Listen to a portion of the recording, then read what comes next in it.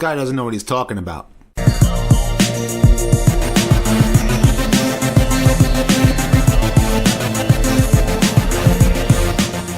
Consider supporting the channel on Patreon. With your support, you can help us bring you more content like this. Hey guys, it's Rodimus Primal. I am back with another video, and today I'm going to bring you guys a bunch of Transformers news, and I'm probably going to go on a little bit of a rant about some things that are coming up when it comes down to the live-action film franchise. So yeah, it's going to be fun. But getting right into it, the first thing that I want to talk about is G1 reissues. I was really excited to, bring you guys the news that, G1 reissues were coming. Unfortunately, they came to Walmart and their distribution sucks, especially my local Walmart. But we do know from what I've reported previously that they are coming out with G1 Optimus. But on top of that, they're also coming out with G1 Soundwave. And this one is exciting because it's coming with Buzzsaw. If you had gotten your hands on the G1 reissue from Japan back when the mold was first restored, he had come with Laserbeak instead of Buzzsaw. And a lot of people really love Soundwave's toy. I know some people don't like the idea that he was a cassette player, which really doesn't make any sense because that's what he always was. So and it's kind of like a character quirk about him. And I know the technology is dated by today's standards, and maybe they can come up with something new that works for an alt mode, kind of like what they're doing with the Energon Igniters, which is a party van with a really cool decal on the side. But having a G1 reissue is really awesome because you get to see how the original toy was, had come out and what made it really cool for us as fans back in the 80s. I mean, even the Target exclusive Soundwave, which I did get my hands on, is also a remold of the Titans Return toy, and again is a cassette player, but also has that third mode of a battle station. And if you get the repro labels or Toy Hacks labels, then you get Dancetron, which is kind of cool. But I'm excited for Soundwave.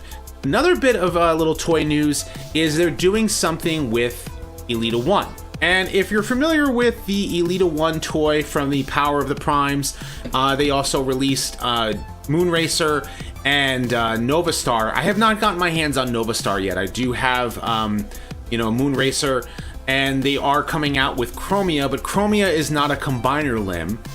And they actually molded that out of her, but I'm still gonna get that toy.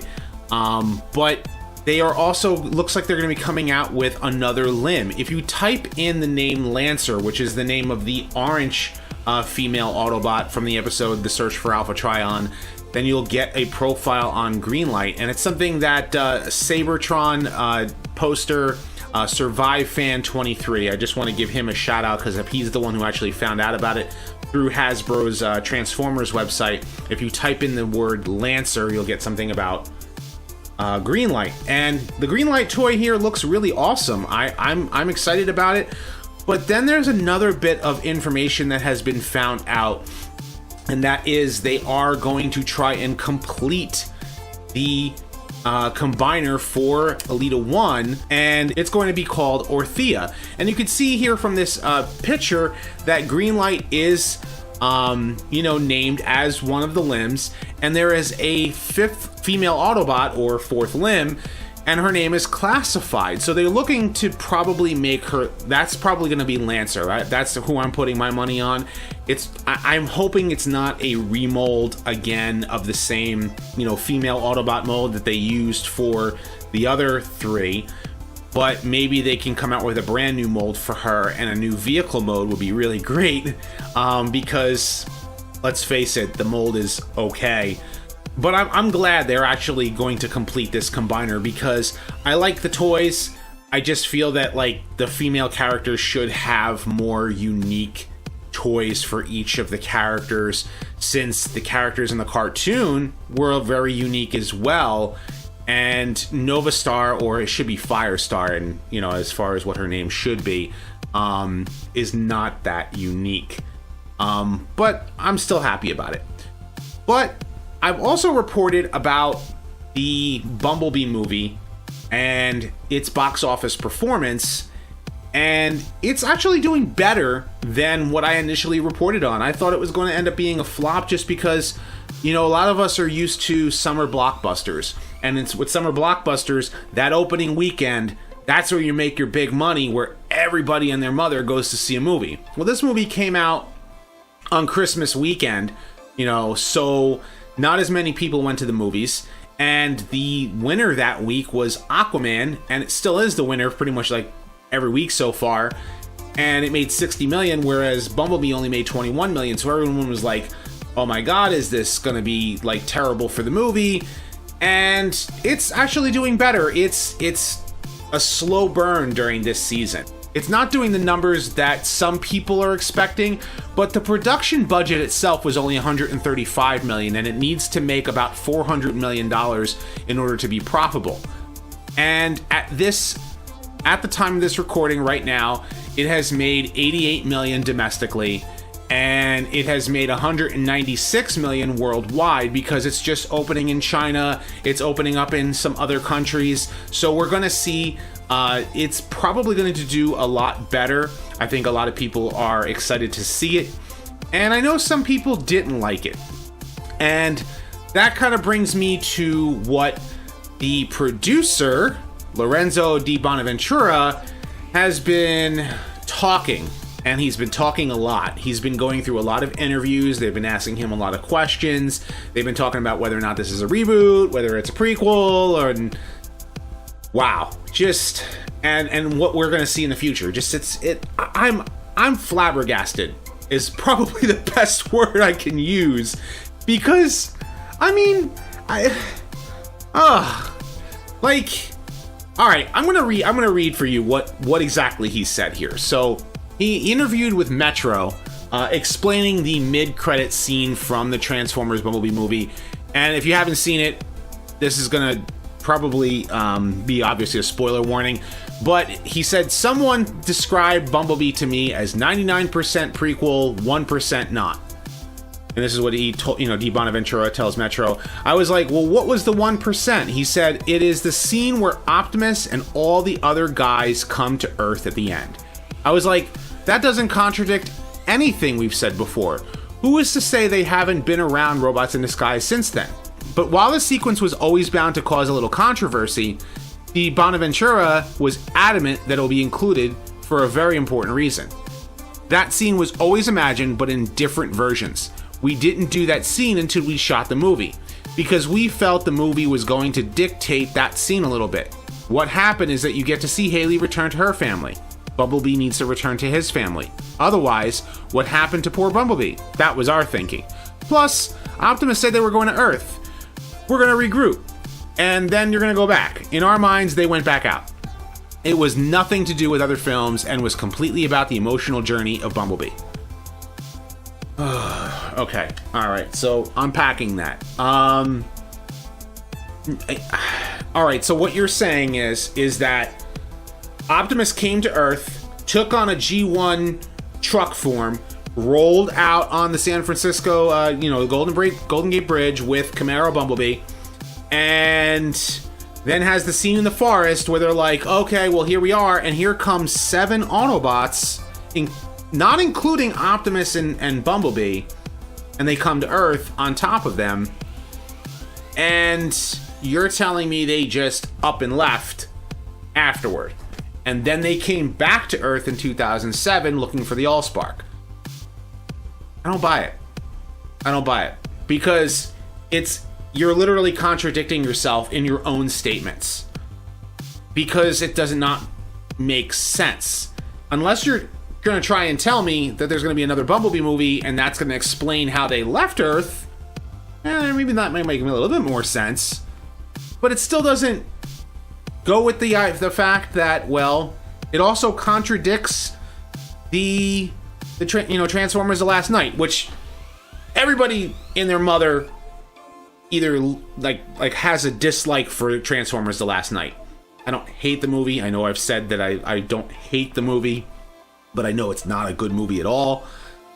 Bumblebee was in World War II and he fought alongside Hot Rod and he stormed Hitler's, stronghold, and he had a World War II vehicle. So did he come to Earth during World War II and he stayed on Earth until the 1980s when he was finally able to communicate with Optimus?